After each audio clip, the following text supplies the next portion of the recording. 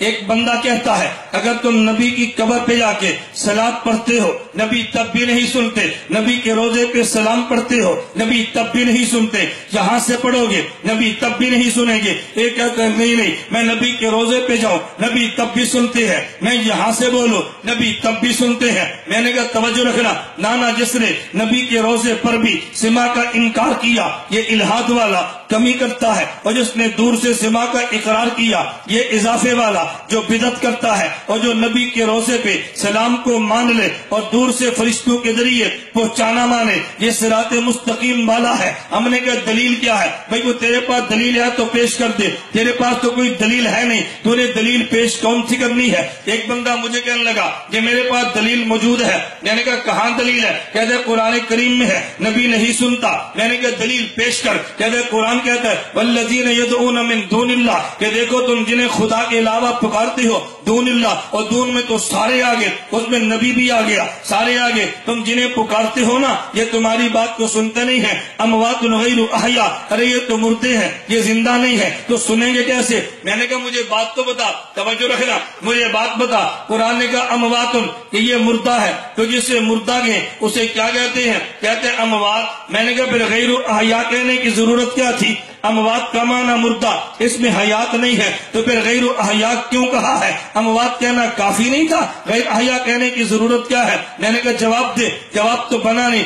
عید کے دوسرے دن کی بات ہے، میرے مرکز میں بات تھی، لوگ آئے سوال چل رہے تھے، میں نے کہا اس کا جواب دے۔ کہتا مجھے تو پتا نہیں۔ جب وہ چپ ہوا تو میرے ساتھی ہی کہنے لگے کہ مولانا آپ وضاحت کر دے، توجہ رکھنا۔ میں نے کہا توجہ، ایک میت وہ ہوتی ہے جس میں کبھی روح آئی نہ ہو، اور ایک میت وہ ہوتی ہے کہ جس میں روح آئے اور نکل جائے، ایک میت، دونوں میں فرق ہے۔ ایک موت وہ ہے کہ جس میں پہلے روح تھی نہیں اور پھر موت آئی، جیسے آپ کے سامنے دیکھو یہ مائک ہے، آپ کے سامنے یہ لوہا ہے، یہ مردہ ہے۔ مردے کا مطلب کیا؟ اس میں کبھی روح آئی ہی نہیں ہے، یہ بھی مردہ۔ اور ایک انسان پہ موت آتی ہے تو وہ انسان بھی مردہ ہے، لیکن فرق کیا ہے؟ انسان میں روح آئی ہے اور پھر نکل گئی ہے، ایک یہ مردہ ہے اور ایک یہ ہے کہ جس میں روح آئی نہیں ہے۔ میں نے کہا دونوں میں فرق ہے نا، تو وہ مردہ جس میں روح آئے اور نکل جائے اسے قرآن صرف میت کہتا ہے، اور جس میں روح آئی ہی نہ ہو اسے اموات غیر احیاء کہتا ہے۔ خدا نے بتایا اس سے مراد وہ بت ہے کہ جس میں روح آئی ہی نہیں ہے، جس میں روح کبھی نہ آئی ہو اسے بت کہتے ہیں، اور جس میں روح آئی اور نکل گئی یا سمٹ گئی اس کو نبی یا امتی کہتے ہیں۔ یا خدا نے انسان کی بات نہیں کی، یہ تو بت کی ہے۔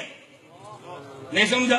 دلیل کیا؟ غیر احیاء، جس میں روح کبھی نہ آئے وہ غیر احیاء ہوتا ہے، جس میں روح آئے اور نکلے وہ صرف اموات ہوتا ہے۔ میں نے کہا قرآن اتنی بات کہہ دی تجھے نہیں سمجھی؟ وہیں بیٹھے ایک ساتھی مجھے کہنے لگا اچھا کہتے ہیں مجھے آپ یہ بتائیں کہ یہ جو آپ کہتے ہیں کہ اموات اور غیر احیاء یہ بت ہے، تو کیا قرآن کہتا ہے وما یشعرون، توجہ، وما یشعرون ایان یبعثون؟ پہلے اس نے دلیل لی، کہتا ہے ان کو تو شعور ہی نہیں ہے، ان کو تو پتہ ہی نہیں ہے۔ میں نے کہا کیوں پتہ نہیں؟ کہتا ہے قرآن کہتا ہے وما یشعرون ایان یبعثون، پتہ ہی نہیں کب اٹھیں گے۔ میں نے کہا تو نے یہاں سے کب اٹھنا ہے؟ کہتے ہیں پتہ نہیں۔ تو میں نے کہا تو مردہ ہے یا زندہ؟ نہیں سمجھے؟ آپ کب اٹھو گے یہاں سے؟ جی ٹائم کا پتہ ہے؟ میں بیان کب ختم کروں گا؟ تو مردے ہو نا؟ کہتا ہے جی نہیں۔ تو میں نے کہا قرآن کی دلیل مانے تو تو بھی مردہ ہے، لیکن نبی پر کیوں لڑتا ہے؟ ہمارا شرون ایان یبعثون، میں نے کہا تجھے پتہ ہے میرے پاس سے کب اٹھے گا؟ کہتا ہے جی نہیں۔ میں نے کہا پھر تو مردہ ہوا؟ کہتا ہے جی نہیں۔ تو میں نے کہا پھر یہ دلیل کیسے ہے کہ وہ مردہ ہے؟ یہ تو ہے ہی بت کے بارے میں۔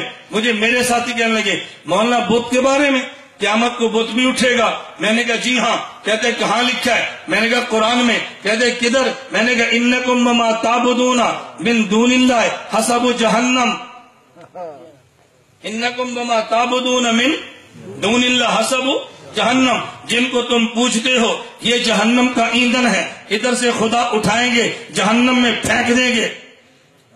بکر کے لوگوں کی دلیل سمجھنا۔ مماتی کیا کہتا ہے؟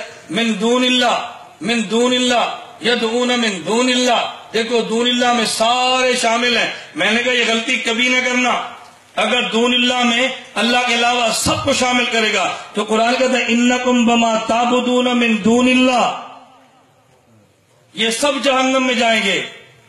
عزیر علیہ السلام کی پوجا ہوئی کہ نہیں؟ بولو نا، من دون اللہ ہوئی نا پوجا، تو پھر کیا کہو گے؟ عیسیٰ علیہ السلام کی پوجا عیسائی کرتا ہے کہ نہیں؟